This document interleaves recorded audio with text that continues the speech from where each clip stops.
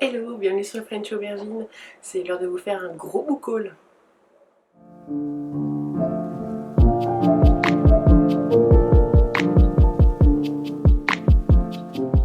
Ça faisait un moment que je n'avais pas fait de vidéo book haul, du coup j'ai pas mal de trucs à vous présenter. Je crois que j'ai au moins 5 ou 6 BD ou romans graphiques et pas mal de romans tout court aussi, dont une trilogie. Mais pour compenser tout ça, je suis passée en mode zéro achat de livres pour le moment. Je tiens bien le coup, je suis plutôt fière de moi. Et donc du coup, tout ce que vous allez voir, c'est des choses que j'ai achetées ou reçues en cadeau en fin décembre, donc à Noël, et en janvier, et aussi des précos que j'avais faites avant. Donc techniquement, je les ai reçus en février, mais je ne les ai pas achetés en février. Je m'arrange avec moi-même. On va commencer avec les romans et le premier c'est le dernier arrivé en fait, c'est le tome 2 de la série donc Anne de Green Gables qui sort chez Monsieur Toussaint l'ouverture. Donc cette fois-ci c'est Anne d'Avonlea. Je n'ai même pas eu le temps encore de lire le premier, mais je voulais absolument précommander le deuxième parce que les colis de chez Toussaint l'ouverture c'est toujours un petit bonheur. Donc le tome 2, voilà. Du coup je sais pas de quoi ça parle hein, vu que j'ai pas encore lu le premier, même si j'ai vu la série et tous les téléfilms de quand on était petit, enfin moi en tout cas, vous étiez peut-être pas nés. Donc voilà, encore une fois c'est un objet livre absolument magnifique et je suis bien contente de l'avoir précommandé. Au rayon des précommandes où je n'ai pas forcément grand chose à dire, le tome 6 de Harry Potter, donc dans l'édition des maisons en anglais. Donc comme je vous ai dit déjà, j'ai un rapport assez compliqué avec J.K. Rowling et ses propos transphobes, donc ça me fait toujours un peu, voilà, de lui donner des sous, mais bon, voilà, j'ai revendu tous mes vieux pour acheter cette version-là, donc pas en hardback, je vais y arriver, en poche. Enfin non, même pas en poche, enfin bref, vous avez compris, que je trouve ces éditions très belles et j'en prends une par maison. Donc celui-ci c'est Gryffondor, mais j'ai vraiment pris toutes les maisons au fur et à mesure pour avoir un bel arc-en-ciel dans ma bibliothèque. Donc voilà, je vais pas vous faire l'affront de vous dire de quoi ça parle. Hein. Ensuite il s'agit d'une petite trilogie que j'ai trouvée pour, comment dire, 5 ou 6 euros les trois en occasion. J'ai combiné du Bomox et du recycle-livre. Donc voilà, les couvertures sont beaucoup plus moches puisque c'est la fameuse collection Terreur des années 90 dans laquelle sont sortis tous les adresses et qui trônent par là-bas sur mes bibliothèques. Donc c'est une trilogie de l'autrice anglaise Tanis Lee, donc pas grand chose n'est sorti en français malheureusement, et dont j'ai déjà lu quelques nouvelles et un roman qui était sorti chez l'Oxymore. Donc ça c'est sa trilogie la plus connue qui s'appelle L'Opéra de sang, donc il y a 3 tomes qui sont pas très très gros.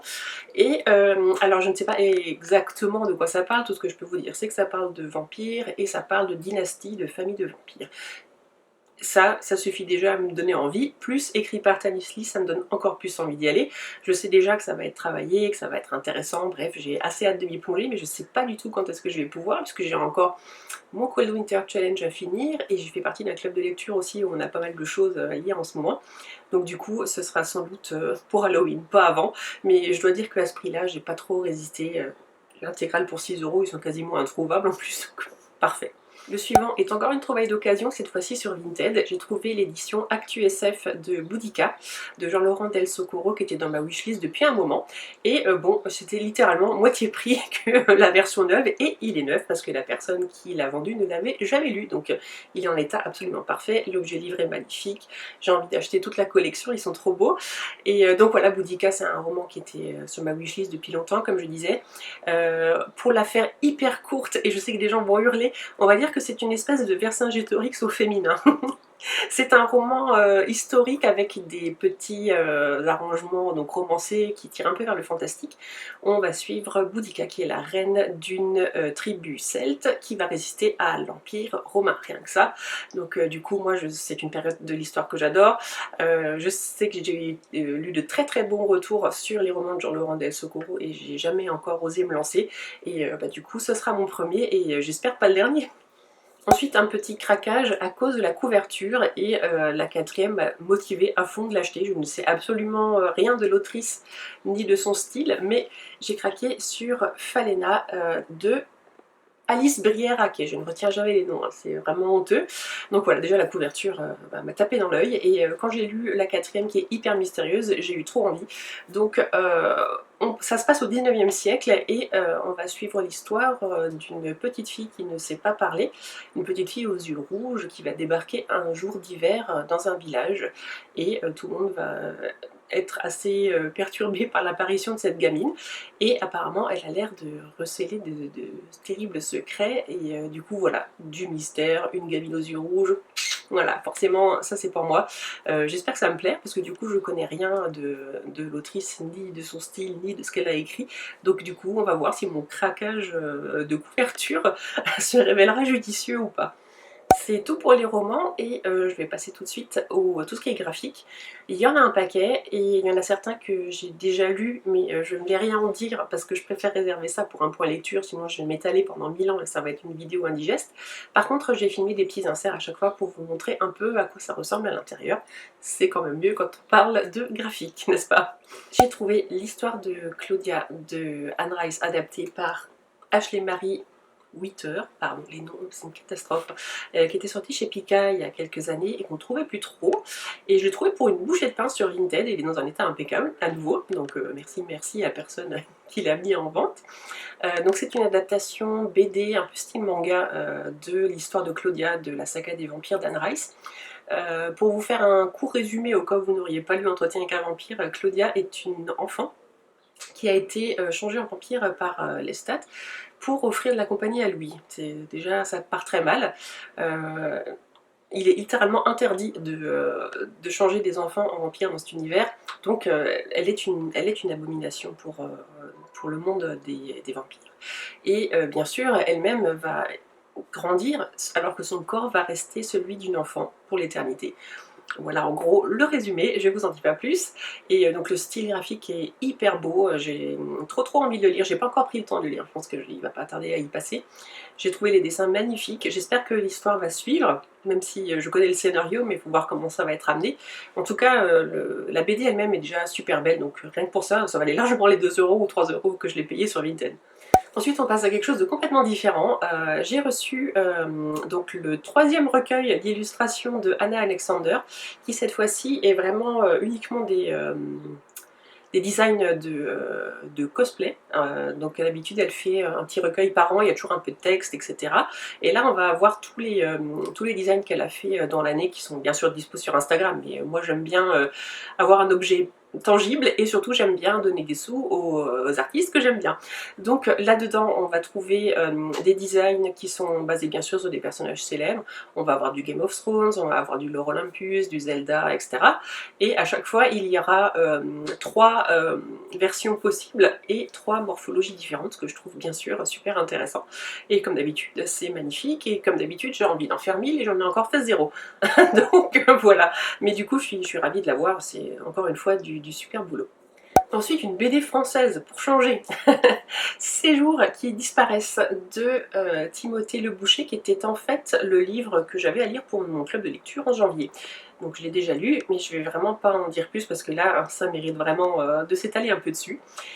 Donc dans cette BD on va suivre Lubin, qui est un artiste, un acrobate pour être plus précise, et après une chute lors d'une de ses représentations, il va se réveiller alors qu'une journée entière a disparu.